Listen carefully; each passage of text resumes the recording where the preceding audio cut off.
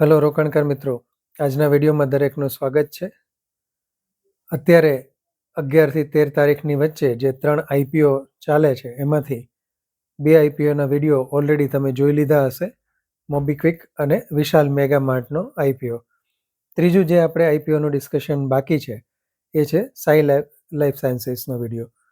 જે રીતે વાત કરી તે પ્રમાણે આજે એનું થોડું ડિસ્કશન કરીશું, પણ આગળ વધીએ એ પહેલાં એક ડિસ્ક્લેમર કે હું કોઈ સેબી રજિસ્ટર્ડ એનાલિસ્ટ નથી.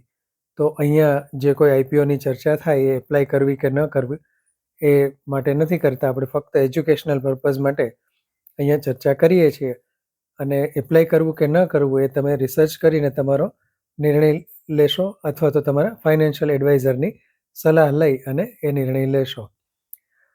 મિત્રો, પહેલાંના સમયમાં જ્યારે ઇલેક્ટ્રોનિક્સ ગેજેટ એટલા બધા ઘરે ઘરે નહોતા, એ સમયે ઘણા વર્ષો પહેલાં અમારા પાડોશીએ કલર ટીવી લીધું હતું, તો અમને ઘરે કહેવા માટે આમંત્રણ આપવા આવ્યા હતા કે ટીવી જોવા માટે આવજો, અમે ટીવી લીધું છે. તો એ સમયે એ વસ્તુનું ખૂબ મહત્ત્વ હતું. હવે બધું એકદમ સરળ થઈ ગયું છે. હવે ટીવી તો એકદમ સામાન્ય વસ્તુ થઈ ગઈ છે, અને બધા ઇલેક્ટ્રોનિક ગેજેટ પણ આમ જોવા જઈએ તો ઘણા બધા હવે આપણે રાખી શકીએ છીએ કે ખૂબ જ એકદમ સહજ થઈ ગયું છે. તેમ છતાં આજે તમારી સામે મેં આજે એક નવી જે વસ્તુ ઓર્ડર કરી હતી, જે સ્ટેન્ડ કહેવાય, ટ્રાયપોડ સ્ટેન્ડ વિડીયો બનાવવા માટેનું, એનું અનબોક્સિંગ જે છે એક વખત તમને ફક્ત થોડી જ સેકન્ડોમાં બતાવી દઉં અને પછી આગળ વધીએ. કારણ કે મોબાઈલ થોડોક મોશનમાં હોય ત્યારે ટ્રાયપોડ સ્ટેન્ડ હોય તો વધારે સારું પડે. તો આપણે પહેલાં એનું અનબોક્સિંગ જરા જોઈ લઈએ. આજે જ પેકેટ આવ્યું છે, તો પ્રાઇમરી એની આપણે જરા ડિટેલ જોઈ લઈએ કે કઈ રીતે છે. આમ તો આપણામાંથી ઘણા જ મિત્રો જે છે કદાચ યુઝ પણ કરતા હશે, પણ આ રીતનું ટ્રાયપોડ સ્ટેન્ડ છે મિત્રો.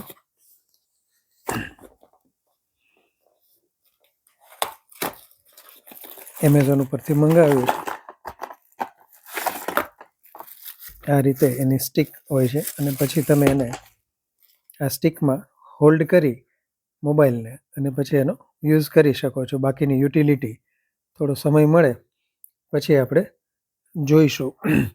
પણ નવી વસ્તુ લાગી એટલે મેં કીધું ચાલો તમારી સાથે શેર કરું, અને પછી વપરાશ કરી અને કેવું છે એનો રિવ્યૂ પણ આપીશ જો તમને જાણવાની ઈચ્છા હશે તો. તો હવે આપણે વાત કરીએ સાઈ લાઈફ સાયન્સીસની.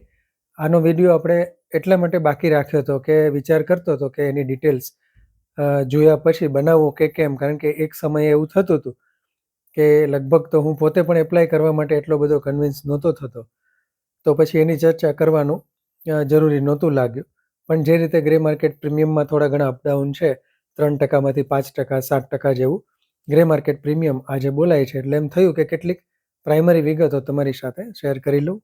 તો આ એક કંપની જે છે એ આમ જોવા જઈએ તો contract manufacturing and research development organisation છે, અને એ ફાર્મા કંપની જે કહેવાય, દવાઓના રિસર્ચમાં અને નવા મોલેક્યુલના ઇન્વેન્શનમાં રિસર્ચ માટેનું રિસર્ચ, પછી એની ટ્રાયલ્સ અને મેન્યુફેક્ચરિંગ ત્યાં સુધીની સર્વિસીસ આપે છે. ફાર્મા સેક્ટરમાં કંપની છે.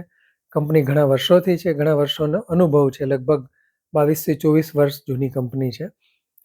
કંપનીનો ટ્રેક રેકોર્ડ ખૂબ સારો છે. મોટી બધી 20-25 જે ફાર્મા કંપનીઓ છે એમાંથી લગભગ 17-18 જેટલી કંપનીઓ સાથે આ કંપની કામ કરે છે. ઇન્ડિયામાં પણ કરે છે અને એબ્રોડમાં પણ કંપનીનું વર્કિંગ છે. તો કંપનીની પ્રોડક્ટ જે છે સારી છે, ઇન્ડસ્ટ્રી પણ સારી છે. ફાર્મા ઇન્ડસ્ટ્રીઝ આમ જોવા જઈએ તો એવરગ્રીન કહી શકાય. ભલે હમણાં બહુ મલ્ટીબેગર રિટર્ન આપતા ફાર્મા સ્ટોક ઓછા જોવા મળે છે, પણ તેમ છતાં પણ ફાર્મા ઇન્ડસ્ટ્રીઝ જે છે એ બધી રીતે ગ્રોથ પણ હોઈ શકે અને સ્ટેબિલિટી પણ આપતી હોય છે. એટલે એ દ્રષ્ટિએ કંપનીનો બિઝનેસ અને સેગમેન્ટ સારું કહેવાય. ફાઇનાન્શિયલ્સ જોવા જઈએ તો કંપનીના ફાઇનાન્શિયલ્સ પણ સારા છે. છેલ્લા 3 વર્ષના જે રિઝલ્ટ અવેલેબલ છે, રેવન્યુ ગ્રોથ છે, પ્રોફિટ ગ્રોથ, જે પહેલું વર્ષ 22નું વર્ષ જે છે એમાં 3 કરોડથી ઉપર છે, બીજે વર્ષે 9 કરોડ, એનાથી પણ સીધો મલ્ટીફોલ્ડ લગભગ 80 કરોડ જેવો ત્રીજે વર્ષે પ્રોફિટ છે. અને છેલ્લે જે આ સપ્ટેમ્બર સુધીનું રિઝલ્ટ આપ્યું છે એમાં પણ 28 કરોડ જેટલો પ્રોફિટ બતાવે છે, એટલે પ્રોફિટેબલ કંપની છે. તો આટલી વસ્તુઓ જે આપણે ટિક કરી કે કંપનીનો બિઝનેસ સારો છે, પ્રમોટરો સારા, જૂની કંપની છે, ફાઇનાન્શિયલ્સ પણ સારા છે. હવે એના જે નેગેટિવ ટિક છે એની પણ વાત કરી લઈએ. તો જે જેટલો ઇશ્યુ છે એની અંદર ઓફર ફોર સેલનું પણ પ્રમાણ ઘણું વધારે છે. ફ્રેશ ઇશ્યુનું પ્રમાણ ઓછું છે, એટલે કે પ્રમોટરો પોતાનો સ્ટેક વેચે છે. અને સૌથી વધારે જે કહેવાય કે વેલ્યુએશન જે છે એ કંપનીની ખૂબ વધારે કહેવાય. આ સ્પેસમાં કામ કરતી બીજી કંપનીઓ તમે જોશો એના જેવું, તો પહેલી વહેલું ડિવિસ લેબ આવે, સુવેન ફાર્મા છે, પછી સિન્જિન છે જે બાયોકોનની સિસ્ટર કન્સર્ન કહી શકાય. તો આ ત્રણેય કંપનીઓ જે છે એના પ્રમાણમાં આ કંપની ખૂબ ઊંચી વેલ્યુએશન માંગે છે. દાખલા તરીકે આજે તમે જોવા જાઓ ડિવિસ લેબ છે તો એનો પી લગભગ 100ની ઉપર આવે છે. સુવેન ફાર્માનો પણ ડિવિસ લેબથી પણ વધારે છે. સિન્જિનનો 73-74ની આજુબાજુ છે. જ્યારે આ કંપનીનો અને જે ઇશ્યુ પ્રાઇસની અપર બેન્ડ જે છે, સૌથી ઉપરનો ભાવ, એ પ્રમાણે તમે ગણો તો લગભગ 200 જેવો પી કંપનીનો થાય છે. એટલે વેલ્યુએશન જે છે કંપની જે કહેવાય ને કે લિસ્ટિંગ વખતે આપણે રોકાણકારોને જે કાંઈ લિસ્ટિંગ ગેઇન હોય એ લગભગ બધો કંપનીએ લઈ લીધો હોય, અથવા તો 5-7% જેટલું પ્રીમિયમ ચાલે છે, તો કદાચ મામૂલી એવો ગેઇન જે છે એ કદાચ આપણા માટે છોડ્યો છે. અને જો બજાર કરેક્ટ થાય તો કદાચ લોસ પણ થઈ શકે, કારણ કે ઊંચી વેલ્યુએશન્સવાળી કંપની છે. હવે એટલે કહી ના શકાય, પણ છતાં ચર્ચા કરવાનું અને ધ્યાનમાં રાખવાનું કારણ એટલું છે કે નવા જે આઈપીઓ હોય ને ત્યારે લિસ્ટિંગ થતી વખતે દરેક વખતે બધું લોજિક અને બધું જ ફંડામેન્ટલ્સ કે આપણે જેટલું વિચારીએ એ પ્રમાણેનું નથી થતું હોતું. એનટીપીસી ગ્રીન એનું ઉદાહરણ છે કે ઇવન સારા એનાલિસ્ટ જે છે એ પણ લિસ્ટિંગના દિવસે સવારે એમ કહેતા હતા કે કદાચ 2-5% લોસમાં પણ લિસ્ટિંગ થાય, અથવા તો 2-5% પ્રીમિયમ સુધી જઈ શકે છે. જ્યારે તમે જોયું કે થોડા જ દિવસોમાં સ્ટોક ક્યાંથી ક્યાં પહોંચી ગયો હતો, પણ એનો બિઝનેસ એ રીતે હતો. જ્યારે આ કંપનીનો બિઝનેસ જે છે એ એટલો બધો ગ્રોથવાળો કે એવો ન કહી શકાય, અને અમુક અંશે તો કોમોડિટી કહેવાય, પણ છતાં રિસર્ચમાં છે એટલે કદાચ થોડું ઘણું પ્રીમિયમ મળે. તો પર્સનલી મેં પોતે એવું ઓબ્ઝર્વેશન કર્યું છે કે જે રોકાણકારોને થોડો ઘણો લોસ કદાચ લિસ્ટિંગ વખતે લેવાની માનસિક તૈયારી હોય, અથવા તો જો મળી જાય તો જે કાંઈ 5-10-15-20% જે મળ્યા એ કદાચ નસીબ જોગે. કારણ કે લિસ્ટિંગ પછી એવું બને છે કે 2 દિવસ પછી સ્ટોક ચાલવાનો શરૂ કરે, કોઈ મોટી બ્લોક ડીલ આવે કે, કારણ કે આમ જોવા જઈએ તો કંપનીની જે એન્કર બુક આવી છે એમાં સારા રોકાણકારો જે છે એમનું ઇન્વેસ્ટમેન્ટ છે એન્કર બુક પ્રમાણમાં સારી છે.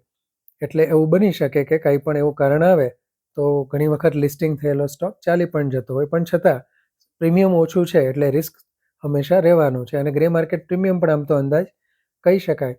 એટલે ટૂંકમાં જે રિસ્ક લેવાની તૈયારીવાળા રોકાણકારો હોય એમણે વિચાર કરવો જોઈએ. તેમ છતાં ફાઇનલ નિર્ણય જે છે તમે પોતે રિસર્ચ કરીને અથવા કોઈ ફાઇનાન્શિયલ એડવાઇઝરની સલાહ લઈને કરી શકો છો. હા, કોમેન્ટમાં અવશ્ય લખજો કે આજનો વિડીયો કેવો લાગ્યો. એ સિવાય કોઈ ક્વેશ્ચન હોય, તમે એપ્લાય કરવાના છો કે નહીં, એનો પણ જવાબ લખશો. આજના દિવસ માટે આટલું જ. જય હિન્દ.